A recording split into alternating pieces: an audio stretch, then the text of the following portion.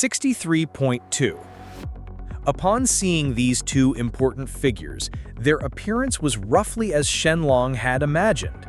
Yan Wuji was a middle-aged handsome man, seemingly amiable but actually aloof and arrogant. Moreover, his clothes were perfumed, and he even drew his eyebrows a bit. Don't think Shen Lang didn't notice. Indeed, not all rumors are unfounded, even though he lacked a certain hole. Jiang Cheng's skin was very dark, and his face was originally considered handsome, but it was too gaunt, like it had been carved by a knife and axe, appearing very grim.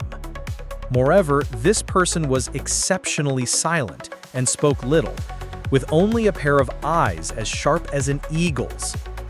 Yan Wuji wore flowing, luxurious robes, while Jiang Cheng wore plain cloth, without any precious ornaments on his person. Judging purely by their attire, it was hard to imagine that this prefect was a scholar. After meeting, Yan Wuji had a long, cordial conversation with the Xuanwu Earl, and then chatted with the Countess about the traditional friendship between their respective families. That's right, this Lord Yan Wuji also came from a noble family, but it was the kind of noble family without infested land. And Jiang Cheng, from beginning to end, only said one sentence to the Earl. Chong pays respects to Earl Xuanwu. After that, this highly accomplished civil and military official, the prefect in power, stood quietly to the side and said no more.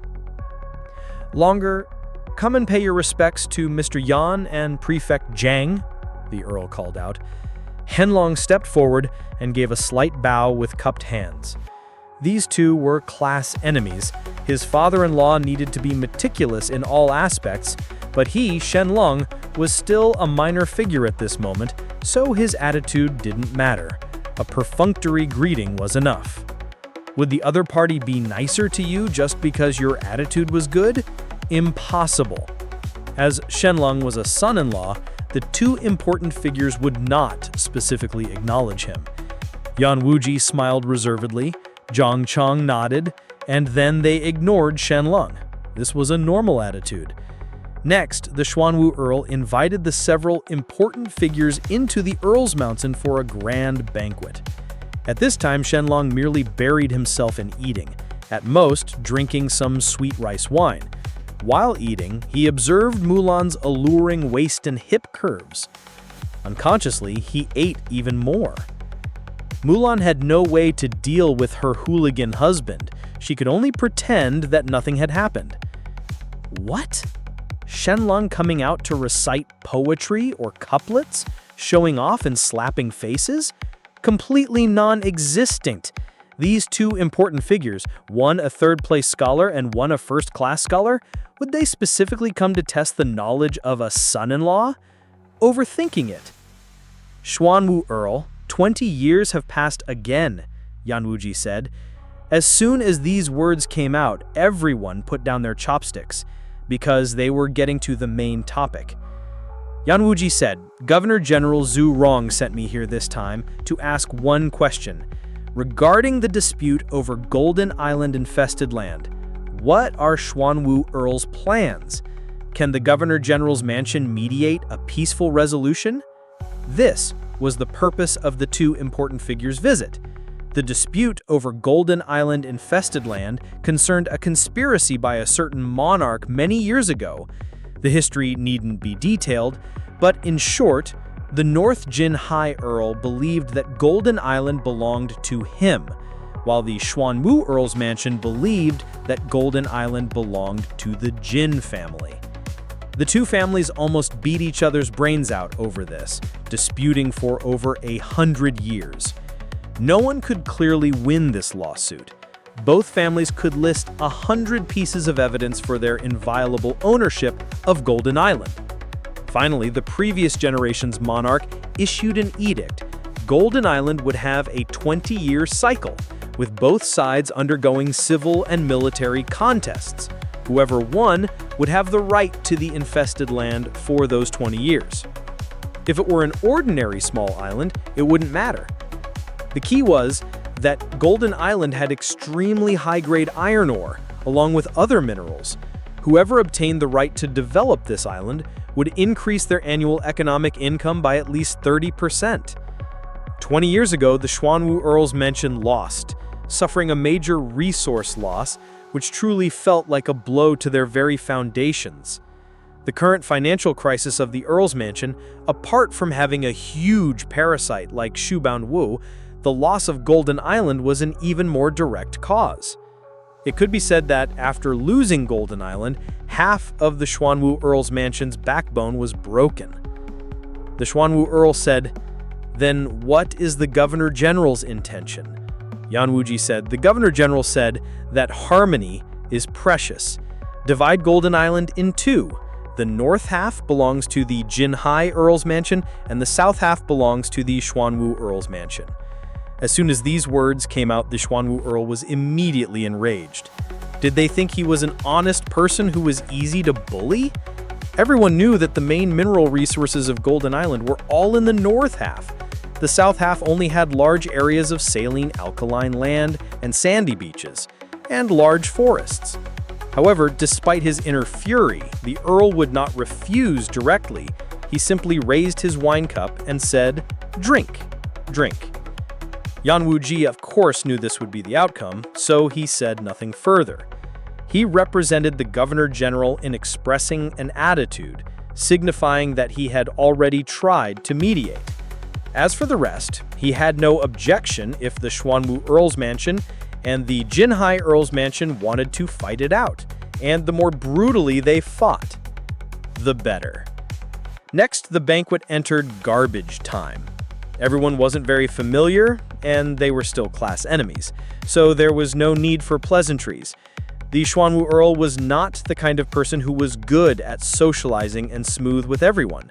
The Countess, though intelligent, hated evil like an enemy and disliked concealment. As for the heir apparent, Jin Mutin? Oh, sorry, didn't realize you were here too. Although Shen Lang was a son-in-law with a low status, at least he was handsome. Others couldn't help but look at him a few more times. After looking, they would have to mentally rank handsome men. Was he first or second? Truly, there's no first in handsomeness, no second in beauty. As for Jin Mutin, that fat slob, he was completely background scenery. Everyone present was silent. The entire banquet seemed exceptionally quiet. Just when the atmosphere became particularly awkward, suddenly a commotion erupted outside.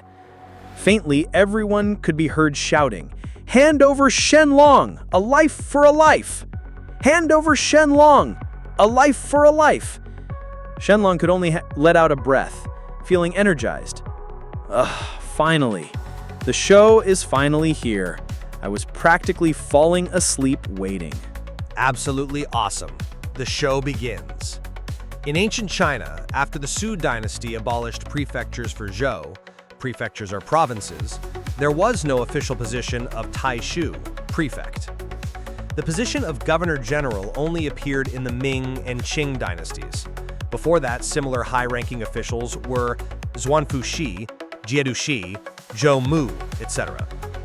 However, in this world, the three levels of officials, city lord, county prefect, and provincial governor general coexisted, which was very different from the ancient Chinese official system.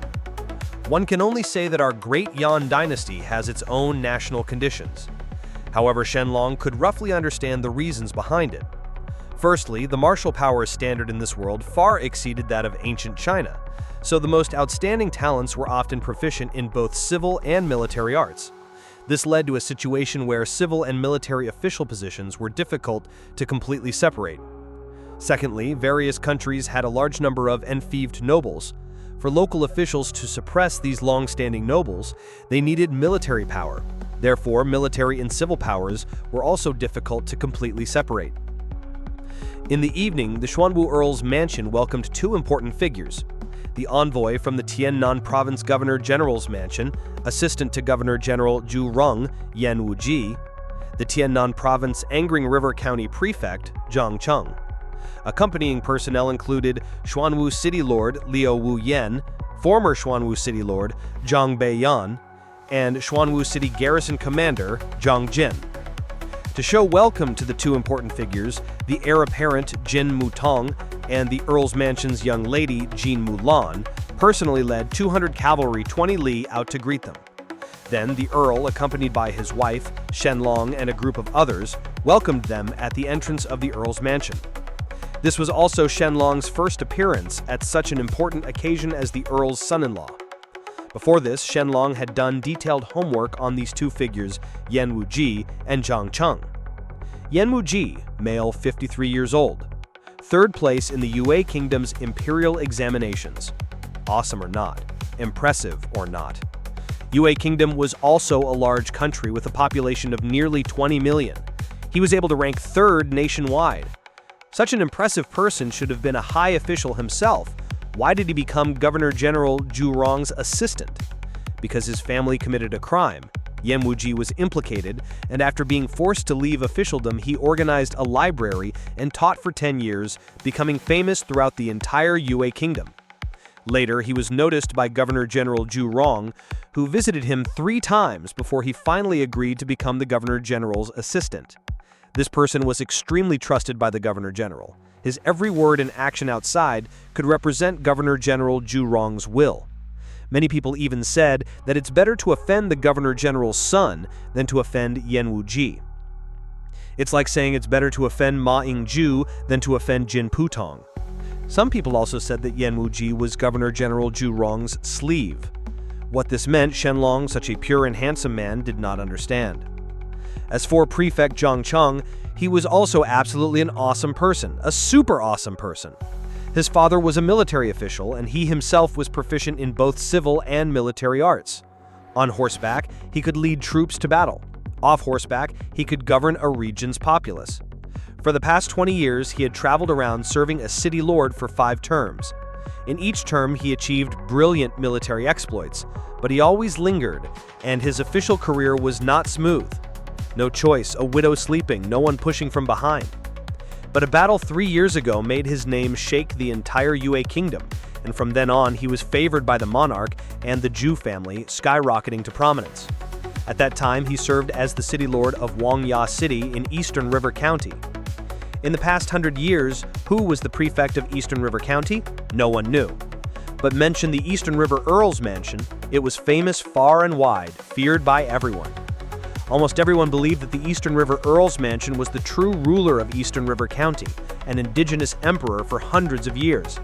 Compared to the Xuanwu Earl, the Eastern River Earl was much more unyielding and formidable, and his methods were extremely drastic, completely suppressing the county prefect, leaving him no room to breathe. Wangya City, where the Eastern River Earl's Mansion was located, was even dubbed the death zone for officials. The Yue Kingdom's new policies were completely stuck in Eastern River County. This Zhang Cheng spent 5 years driving the Eastern River Earl's Mansion into a corner. That unyielding Eastern River Earl led his troops to attack the city lord's mansion. Zhang Cheng, with a small force, defeated a large one, leading his troops to break through and achieve a complete victory. From then on, the Eastern River Earl's Mansion lost all its military power and enfeoffed lands, and the Eastern River Earl committed suicide. Finally, the monarch showed clemency and did not engage in a widespread massacre, nor did he even strip the family of its peerages, but the Eastern River Earl's Mansion became a complete empty shill. After Zhang Cheng became famous in one battle, he was recalled to the capital and kept his talents hidden for 3 years. Last year, he was sent to Ensuing River County to serve as prefect and implement administration. Who was the indigenous emperor of Ensuing River County? The Xuanwu Earl's Mansion. Therefore, where this Lord Zhang Cheng's sword pointed was abundantly clear. Back then, when he was just a city lord, he annihilated the Eastern River Earl. Now serving as prefect and wielding military and civil powers, it's no wonder the Xuanwu Earl felt like needles were pricking his back, constantly vigilant and cautious. However, after this Lord Zhang Cheng took office, he did not, as everyone imagined, light 3 fires, make a grand display of power, nor did he confront the Xuanwu Earl's Mansion head-on. Instead, he appeared remarkably low-key. Inside Xuanwu City, the big fool's half-brother Song Chong was dead. His dream of entering the palace to become a big shot suddenly ended abruptly, and his putrefied eggs hadn't even been castrated yet. The big fool's father, Song Yi, trembled all over looking at his younger son's corpse and said hoarsely, "Why? Why?" Tian Hong said in a flat tone, "Do you think the crime of injuring an innocent youth is greater, or the crime of kicking someone to death is greater?" Song Yi, of course, understood. However, he felt that even if his younger son entered the palace as a eunuch, it would still be a way out. The crime of injuring an innocent youth would be enough to imprison Shen Lang. But he hadn't expected Tian Hong and the others to be so cruel and vicious, directly killing his younger son. But did he truly not think of this deep down? This was a very devilish question not to be dwelt upon. Tian Hong said faintly, "A life for a life. A prince who breaks the law is judged like a commoner." Of course, the latter half of his sentence was nonsense, but at least when he said it, it sounded like truth. Tian Hong asked, "Has the Governor-General's envoy arrived?" "Immediately," Tian Shi said. The Xuanwu Earl's mansion's heir apparent and Jean Mulan personally led cavalry to greet them 20 li away. Tian Hong asked again, "Is the prefect accompanying him personally?" Tian Shi said, "Yes." Tian Hong sighed. "All preparations are complete, and the east wind has arrived. Shen Lang is dead for sure." Tian Shi said, "This was originally a dog-like character. Even if he climbed into the Earl's mansion, he's still a dog." "Yes, crushing this stray dog is just a convenience. Overthrowing the Earl's mansion is the main objective. Once Shen Lang is arrested and imprisoned, his family will immediately be shackled, their patella bones pierced, and sent to the mining district to be worked to death." Tian Shi said, "Yes." Next, Tian Hong said, "Song Yi, go and bring your wife here. Dress her in mourning clothes, make her look as miserable as possible, and take her to the Earl's mansion to identify Shen Lang as the killer. She is the sole eyewitness. Other witnesses must also be properly prepared." Song Yi said with teary eyes, "Yes." Tian Hong said, "Isn't it just one son? You can have another. After killing Shen Lang, you will become the head of Cold Water Town." Song Yi's body suddenly trembled and he said mournfully, "Yes, thank you, Your Excellency, for your patronage." Song Yi rode his horse, galloping home at the fastest possible speed. He found his wife in a strange state, looking very disheveled, and she smelled of urine. Her eyes were bloodshot, as if she was going insane. But he didn't suspect anything. He just thought his wife was overly grief-stricken, and that she was so grieved that she lost control, which showed how much she loved her child. Song Yi said tragically, "My dear wife, Chong's severe injuries were incurable. He's gone." Madame Song's body suddenly trembled. She raised her head and looked at her husband. Although she was mentally prepared, when she heard this bad news, tears still poured out. She was greedy and loved money, selfish and lowly, but that was still her own blood and flesh. If he had been castrated and sent to the palace, she would still have a hope. But now he was gone, and her heart was, of course, broken. "Ghost sister, you really didn't lie to me. You really didn't lie to me." "Tian Hong, you're so cruel. You really killed my son." "Song Yi, you're worse than a beast." Madame Song's face immediately turned ferocious, her eyes filled with hatred. "Shen Lang, that beast, killed our son. We must seek revenge." Song Yi said hoarsely, "My dear wife, you must wake up. Only by killing Shen Lang to avenge our son can he rest in peace in heaven." Madame Song sneered internally, "If it weren't for Ghost Sister, I would have been kept in the dark by you, you beast." Song Yi said, "My dear wife, don't worry. The City Lord's mansion, the Prefect's mansion, and even the Governor-General's envoy will support us. You are the sole eyewitness. You must identify Shen Lang as the one who kicked our son to death and demand his life. Do you understand?" Madame Song's bloodshot eyes stared at her husband, and she said hoarsely, "I know. I certainly know what to do. The killer must pay with his life." Every word was filled with bone-deep hatred. Tian Hong was overjoyed. "Yes, this is the state we need. this look of towering hatred. Let's go to the Earl's mansion and demand Shen Lang's life. Tian Hong gave the order. Several black-clad gang warriors carried Song Chong's terribly green corpse, leading Song Yi and his wife, and marched menacingly toward the Xuanwu Earl's mansion. Behind them, several hundred people followed. These people were all thugs and ruffians from Xuanwu City, all of them Tian Hong's disciples and followers.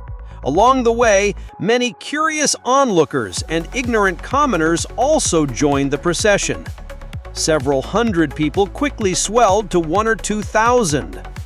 Tian Hong felt even more smug. "Errol, aren't you supposed to love your people like your children? Now I'm bringing thousands of people to demand justice from you. Let's see if you hand over Shen Lang. Shen Lang, I'll see how you die." As they walked, the black-clad gang members shouted, "A life for a life! Hand over Shen Lang! A life for a life! Hand over the murderer!" So terrifying. Utterly tragic. After an unknown period, Madame Song opened her eyes and woke up. Her head immediately throbbed, feeling as if it would split open. However, her whole body could move again. Was everything just a dream? Yes, it must have been a dream. But when she touched her crotch, it was soaking wet. And looking at her chest, there was a burn scar. This was from the ghostly fire. She remembered clearly. This ghostly fire couldn't even be extinguished by water. Moreover, when that female ghost scratched with her fingernail, ghostly fire immediately spurted out. There really was a ghost. There really was a ghost. It wasn't a dream. She recalled everything that had just happened. Every scene was incredibly real. Now the sunlight was shining into her house, and everything was normal. But just now, her house had been gloomy and terrifying, with green ghostly fires appearing everywhere. That's right, the female ghost's palm emitted a golden light that she threw under the bed, telling her there were 30 gold coins. Madame Song quickly got up, grabbed a small shovel, and immediately crawled under the bed to dig. Then, she was stunned. There really was gold coins, dozens of them. This wasn't the most shocking part. Even more unbelievable was that these gold coins were frozen. To be precise, they were in an ice box. The ice box even had words printed on it. "Do you want to live or die?" There really was a ghost. Otherwise, where would an ice box come from in the middle of summer? Only hell is freezing cold. These gold coins absolutely came from the female ghost. Madame Song desperately kowtowed to this icebox. "Ghost sister, I want to live! I want to live! Don't worry, your little sister knows what to do. When the officials ask me to identify Shen Lang, I will immediately bite back and say that my husband Song Yi kicked my son. And I will definitely accuse Tian Hong of forcing me to falsely accuse Shen Lang." Just as Madame Song was continuously kowtowing to this icebox gradually melted, and the shining gold coins inside became even more dazzling. "Thank you, sister! Thank you!" Madame Song felt that this must be the female ghost's response to her. Nonsense! In such hot weather, and with such a thin icebox, it would certainly melt quickly after being dug out. Then Madame Song picked up these gold coins and counted them again and again. Exactly 30. And there were still 300 more gold coins to come. In a remote ravine behind Maple Leaf Village, Shen Lang reluctantly took off the blue dress and put on men's clothes. Wearing women's clothes was indeed a very strange experience, especially when he wore women's clothes and was even more beautiful than women. If I went to Thailand, those ladyboys wouldn't stand a chance against me. Shen Lang quickly discarded these wild and unrestrained thoughts. Next, he even more reluctantly burned the blue dress and all the other items. That performance just now was absolutely perfect. Whether it was the ghostly fire made from white phosphorus, or the ice box created from saltpeter, or even the silver needle pricked into Madame Song's chest. All of this, even if there were some flaws, Madame Song, who had ingested the hallucinogen, felt it was 100% real. After destroying all evidence, Shen Lang rushed back to the Earl's house. Walking on the road, he suddenly thought of a problem. Would my wife notice a missing dress? Probably not, she has so many clothes. But what if she found out? What if she found out? Would she know I stole it? What if she thought I stole it? Absolutely cannot say I stole it to wear. Then she'll think I'm a pervert, a woman with a man's heart.